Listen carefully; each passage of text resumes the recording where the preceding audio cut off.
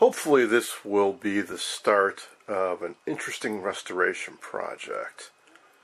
This is a Capehart 325 chassis a friend dropped off recently for me to take a look at.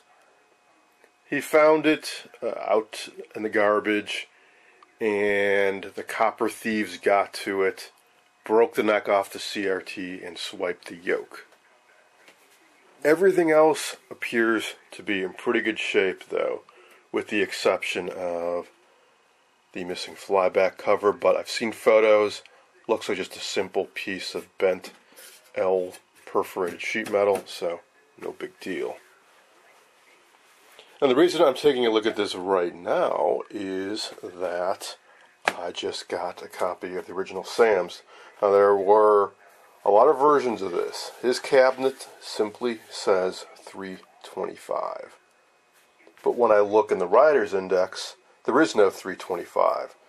It's a 325F, a 325M, and several others. And there were also various production run changes, which incorporated different chassis. I cannot find any markings on this chassis. It says that there should be a stamp on the front and rear skirt of the chassis. Not sure what the skirt is. I would think maybe somewhere on here or on the back, but I have not found any markings on this at all so far. But what I did do is I looked up schematics in Sam's, in Beatman's, and a different Sam's folder, a newer one, which had, I think, the 325M in it. Well, the 325M didn't match this precisely. I think it was a 21-inch picture tube, whereas this is a 16. And the earlier Sam's wasn't available to download from the Early TV Foundation, so I just paid a few bucks and got a copy of the original off of eBay, and it has arrived. And this seems to match pretty darn well. Nice thing about Sam's is that they have photos, whereas the Rider's service info just had schematics. So I can't compare the actual photos. There's one in here somewhere of the top side of the set, I think. Certainly photos, yeah, here we go. Certainly photos of the underside. Alright, so go around like this.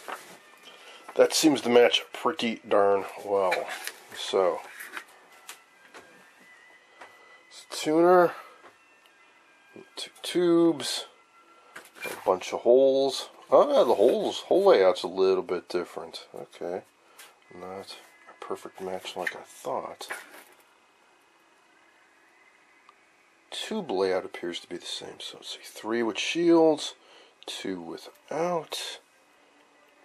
Coil tube, octal tube, mini tube, bunch more holes, 3 filter caps, power transformer, and so on. So all that seems to match. So probably the only difference I see are the number of holes on the chassis. Flyback looks the same.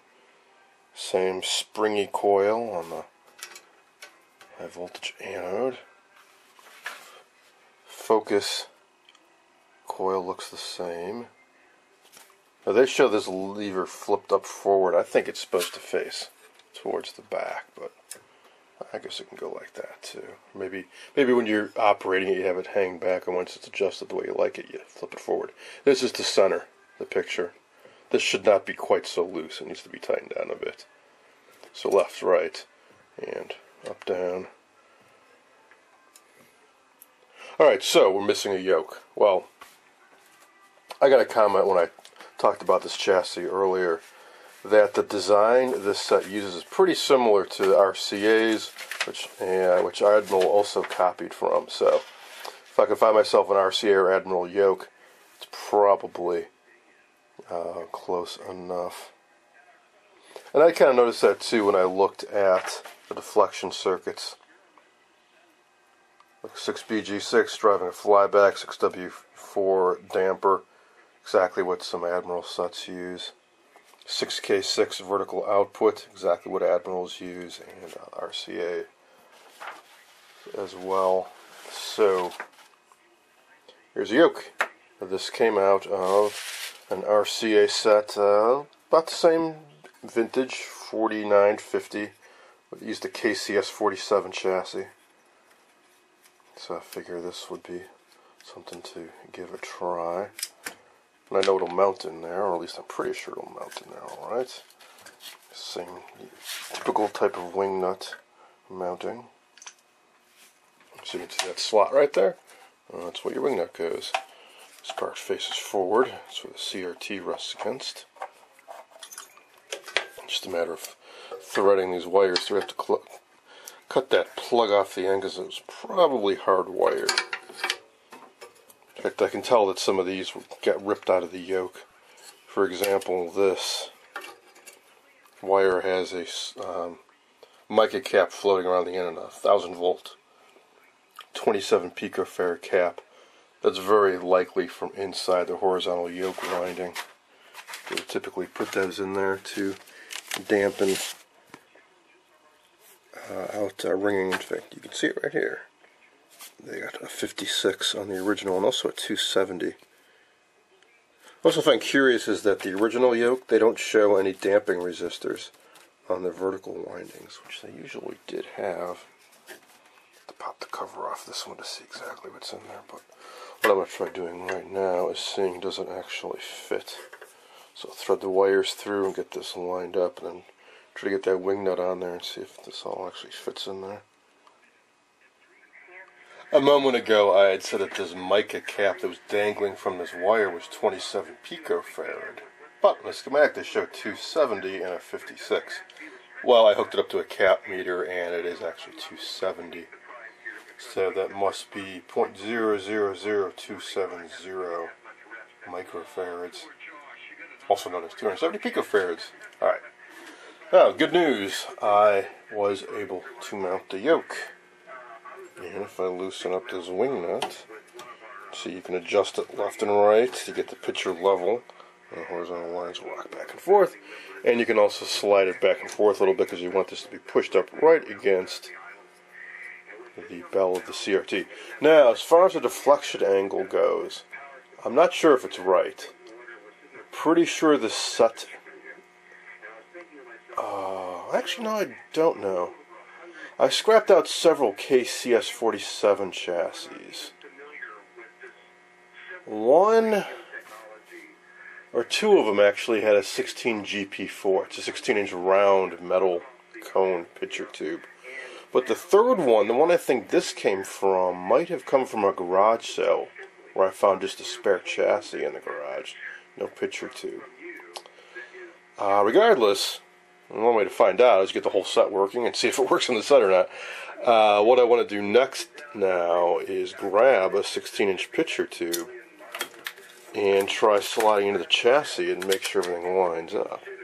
If it does, then I'm just going to start going through everything. Ohm everything out and make sure I got continuity. Now, the crappy thing, I think, is that I don't know if they have resistance readings for everything. Got it for the flyback, which is great. Because I want to make sure that flyback is good. This is kind of goofy. Now, this is an oddball looking flyback from what I'm used to. It's air core. It's just a card or some type of tube, cardboard, phenolic, who knows what it's made out of. With a primary, really just one winding. It's like an autoformer. So this is both the primary and the secondary. So this part gets driven by your horizontal output tube, and then you get a ratio of 90 ohms there, 490 ohms, so considerably more turns between 2 and 3 than 1 and 2, so you get higher voltage generated here. Then I just throw a couple loops around to provide filament power for the rectifier tube. What I'm used to seeing is a secondary on this to drive the yoke. So how the heck are they driving the horizontal yoke?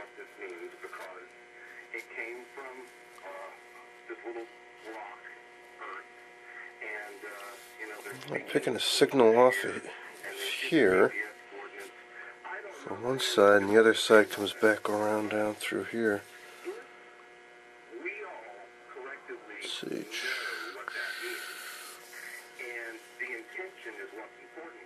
That's curious. One side is going to pin 1 here, and the other side is going through this width control and power resistor here down into this stuff. So, curious design. Curious design. Alright, anyways, I'll go grab a 16 KP4 I think I have and make sure that I can actually slide this neck in and everything lines up. Oh yeah, ohming things out. Do they have the focus coil? Yeah, no reason to bring the focus coil, but I guess if we have continuity, then that's good enough. No readings on any of this stuff, but I can try powering the setup with the rectifier out and check the voltages there. Yeah, vertical output tube, no readings. I can check for just continuity, I suppose, there as well. And I guess that'd be the critical stuff. Power transformer, flyback, vertical output transformer. And does this use any blocking oscillators?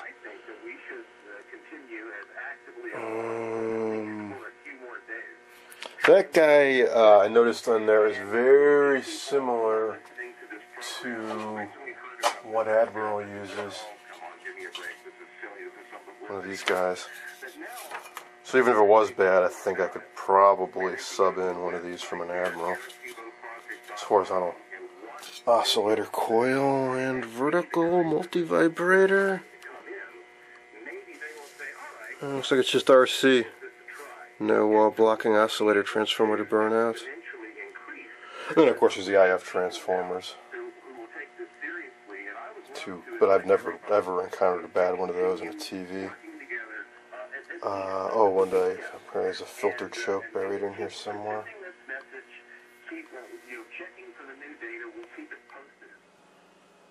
Here it is with the 16 KP4 installed, and it's pretty close. It's pretty close. I think the CRT is up a little bit too high. If I center the yoke and push it all the way forward, this bracket, there's a little bit of a gap, doesn't want to go all the way down. It's like the whole CRT needs to be lowered a little bit. And then I notice that there's a gap on the bottom there. I think it's supposed to rest all the way down, and then I noticed that, oh, these are adjustable. So if I slid both of these out just a hair, CRT would come down. I think things would line up better. But I'm not going to mess with all that, because this very likely is not going to be the pitch tube that ends up in this set. That currently resides with the owner of the set. So while I restore this, I'm going to use one of those little baby 8-inch test CRTs, and assuming that everything gets working, then I'll worry about a little fidgety stuff of making, fine-tuning all this with the final pitch tube. It's going to work in the set, but this is very promising. Everything seems to be pretty well lined up, certainly enough to continue on with the project.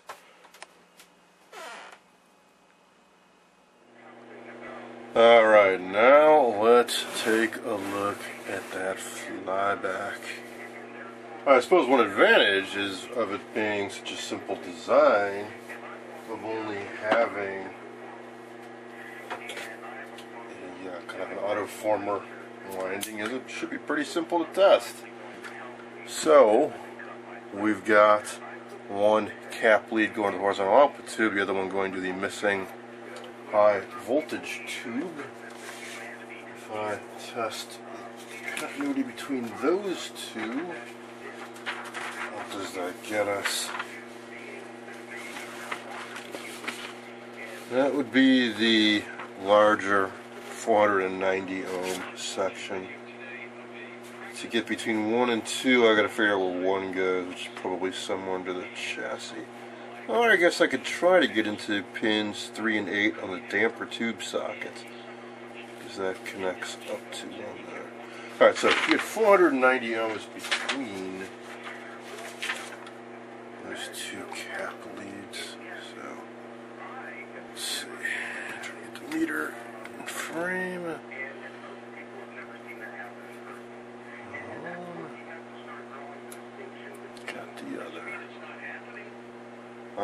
464, close enough for me. You always got to take this with a, little tolerance there, say plus minus 20%. Close enough. Alright, so there's a high voltage lead. Where is the damper tube? Is that it right there? Or is it the horizontal output tube?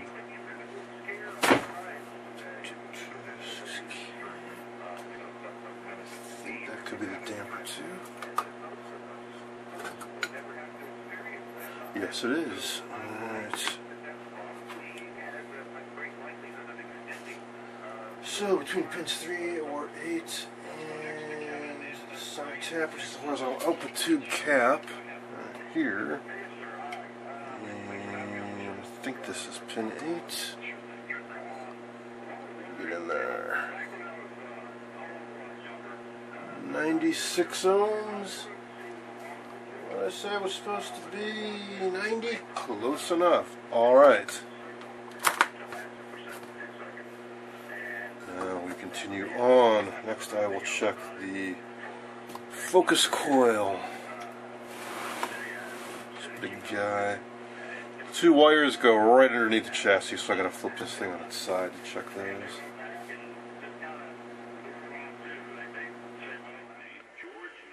Well, it took a little while to trace out the wires.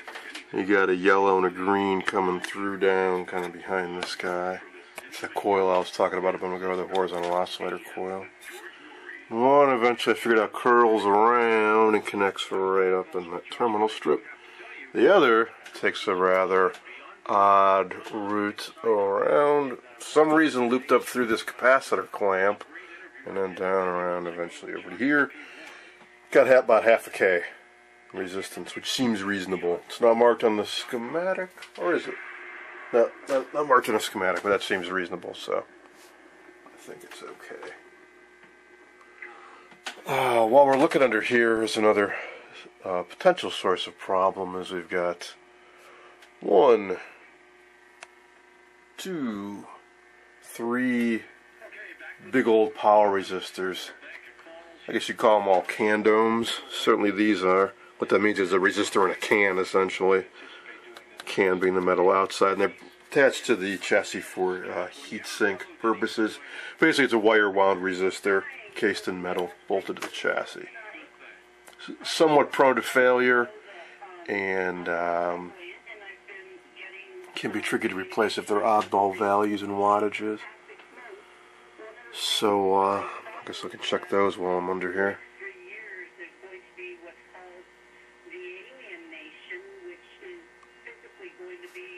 And that, I think, is a vertical output transformer. And we got 2 others here. I said that there wasn't a blocking transformer, so I wonder what the 2 are. One could be filter choke. I saw there was one on the schematic. Couldn't tell if it was a field coil from a speaker or a dedicated choke. Let's see, we got 1 lead, 2 leads. Is that it? Okay, if there's only 2 leads, that's got to be a filter choke, I would think. Okay, so what's this guy all about? Could be the audio output transformer. That would make sense.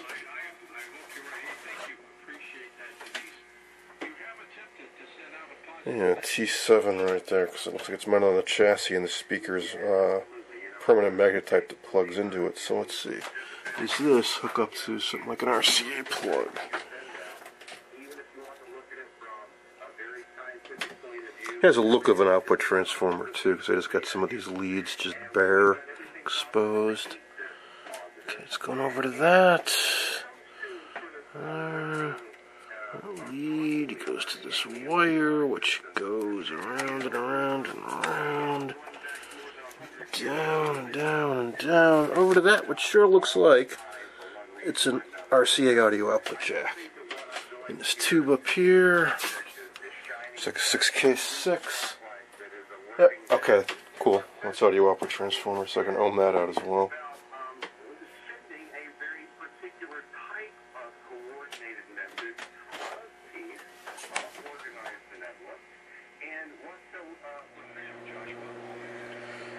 Well, amazingly, all those candome resistors checked out okay, as did those 3 transformers, as near as I can tell. So next up, I want to test this guy, big old power transformer. And the easiest way to do that is to turn the thing on. Now, you might be thinking, hey, that's crazy with all those old capacitors in there, no picture tube hooked up, and the yoke dangling and all that. Yeah, it would be. Unless I simply do this. Just pop the rectifier tube out. Get it out. Alright, so with this out, they'll B+. So all this will do if I turn it on is, all the 6.3 volt tubes are wired in parallel. They should all light up, low voltage. Won't hurt anything, they're just like light bulbs in parallel. And I can test the 5 volt dedicated filament for the 5U4 rectifier, and I can check the high voltage secondary. Yeah, there's no load on them, but should be ballpark. So, got my cheater cord here. I did dig up a few knobs for this set. I got power volume, I got the channel clunker, and the fine tuning knobs so far. So I got the set off, got cheater cord plugged in. This does have a fuse holder too. Don't know if the fuse is good or not, but we'll find out. I'm going to plug this into my Syncor PR57, which also offers some protection, and I can see how much current it's drawing. Get that turned on. About 117. And I'm just going to turn this thing on without even the meter hooked up, just to see if these tubes light up. Voltage just dipped down a bit. My PR57, the indication that it's pulling a load. And yeah, actually the tubes are lighting up.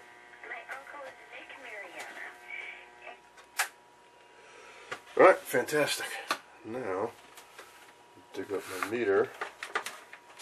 AC volts mode, sticking it into the socket. Got 5U4 and see what I get.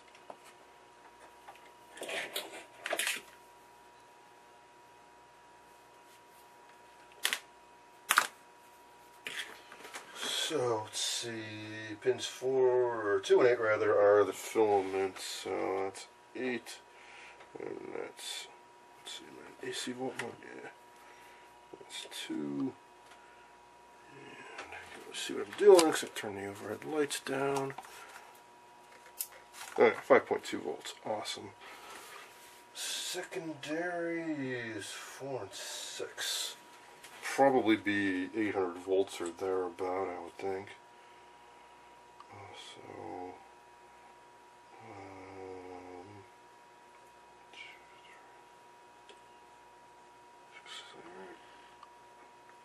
765, 764. Cool. Alright, yeah, no load, but if the voltages are in the ballpark with no load, and you know, there was a load on the 6.3 volt secondary windings because of their tubes, so it's a pretty good indication that this power transformer is alright. And again, I have yet to find a bad power transformer in any TV, so by my luck, we'll run out eventually. I know other guys have found bad power transformers, but I certainly have yet to. Alright, so full steam ahead. I mean, I don't see anything holding me back from continuing on with restoring this TV. Oh, and I should mention something else. Slide this over so we get a frame. Tube in there. That is a 6W4 damper tube. It's glowing quite brightly. That has its own dedicated power transformer.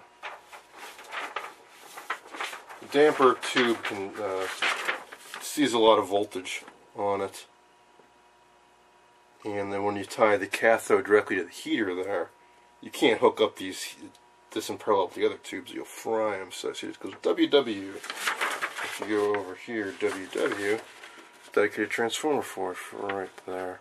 So I was trying to figure out where is it. Well, I'll show you where it is.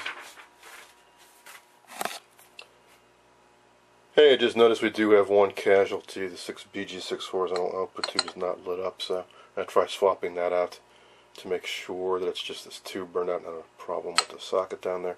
So where is the filament power for this tube coming from? Well, they hit a transformer down in there, underneath the yoke. So that transformer, which is fairly sizable, is purely for driving this.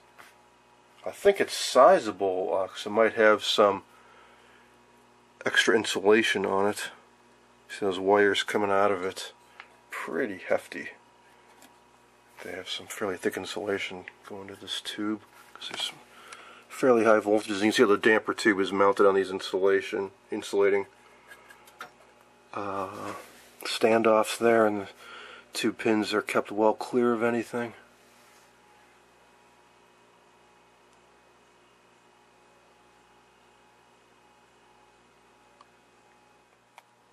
Well, I went to take this tube out and I noticed it was actually fairly toasty. Turns out it is glowing. It's just very, very hard to see because the filament is obscured by the structure inside the tube. But really dim right up at the top. Well, the camera can pick it up. Right down in there is a feeble glow. I think it's picking it up now. So that little point of light there, that is the filament. Okay, so now where to start? Well, lots to do, that's for sure. As usual, I suppose the place to start is power supply, which means these guys. Check out this power supply design, a little more complicated than your typical B+. Just going to make this a little challenge. All three of those filter caps are floating. None of the negatives actually go to ground. They all go to other various things because this set uses negative and positive voltages, similar to the early RCA designs. So there is the rectifier, red-yellow center tap, which you would typically go to ground or maybe a bias resistor. No. This goes over and around, and that's actually the negative 90 volt power supply. And then here's all those bleeder resistors, those big candom guys. And these capacitors are going all kinds of crazy places. Here we got a positive going to ground, and positive going up here, negative on these is mostly going to the negative 90 volt bus.